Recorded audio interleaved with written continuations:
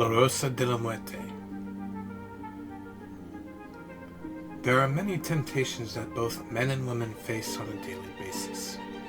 Some rather innocent, and some darker. This is one of the more darker sides. Our story begins as innocent as they all do, with two lovers. One was a handsome and rugged young lad by the name of John. John had a beautiful young girlfriend who the locals nicknamed her La Rosa de la Muerte, or the Rose of Life, due to her lovely personality and warm smile that could even make a crying child laugh. For those who are curious on her true name, she would often go by the name of Sarah. Whether that was her real name or not is still debated by many historians. Anyways, the two would often find themselves running and having fantasies of the day that they would finally get married. Others, however, envy their love, thinking they don't deserve that kind of happiness. It was unthinkable in their minds.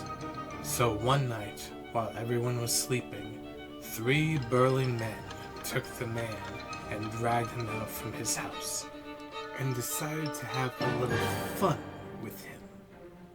They tied him up, put a sack over his head, tied that rope to the end of a horse, and slapped it. You can probably guess what happened next. Which wouldn't be too bad if they only did that briefly. They, however, did that for hours, until the hot sun raised up in the afternoon. Yes, you heard right. They continued to torture this poor man in the middle of the night until the middle of the day, when Sarah found him, after what she thought was her boyfriend standing her up. She was mortified. She could not even begin to show her sorrow, as if she went full circle and could not even comprehend what she had witnessed. Removing the sack from the beloved, only to find, well, let's just say what was left over. She began sobbing and crying, clenching his lifeless body, as the men just stood around her and laughed. To say that karma caught up with these men would be an understatement. But before we get to that, let's discuss what she did in retaliation. Going to the local sheriff, she urged him to arrest these men. Since they were very powerful men with connections, he couldn't do anything. That didn't stop there.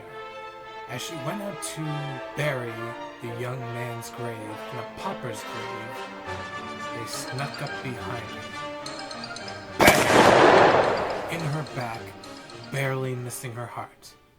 She climbed out of the grave, halfway dug at this point, and with her last breath, she cursed them and the land that they called home.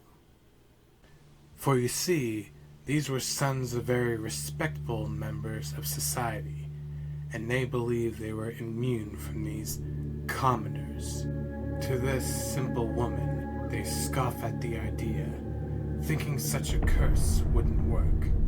Their luck, as well as their country's luck, would soon run out.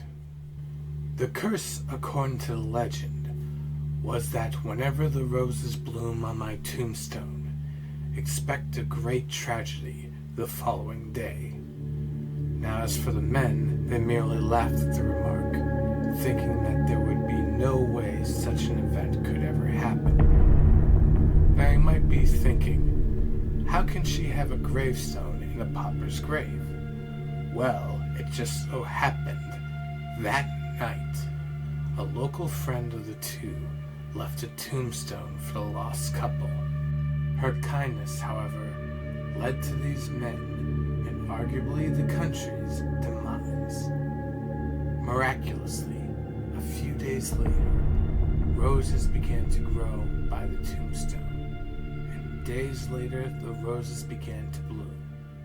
With the bloom of these roses, one of these men's fates was soon sealed.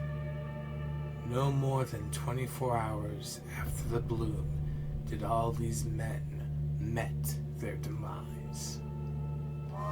One was run over by a train, another died in a landslide, and the final man, let's just say, his fate is best left unsaid.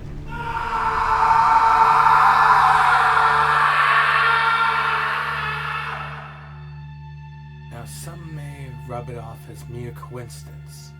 That was until the roses bloom on September 18th, 1881.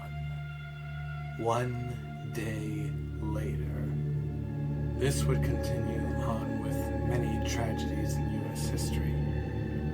People even began to study the soil to see how the roses grow so fast.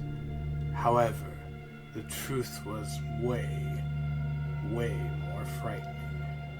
According to most botanists, it is impossible for the flowers to grow, let alone bloom in the soil. This would continue September 13th, 1901, December 6th, 1941, November 21st, 1963, just to name a few. Leaving the final message, Aquí yací la rosa de la muerte, que nunca vuelven a florecer.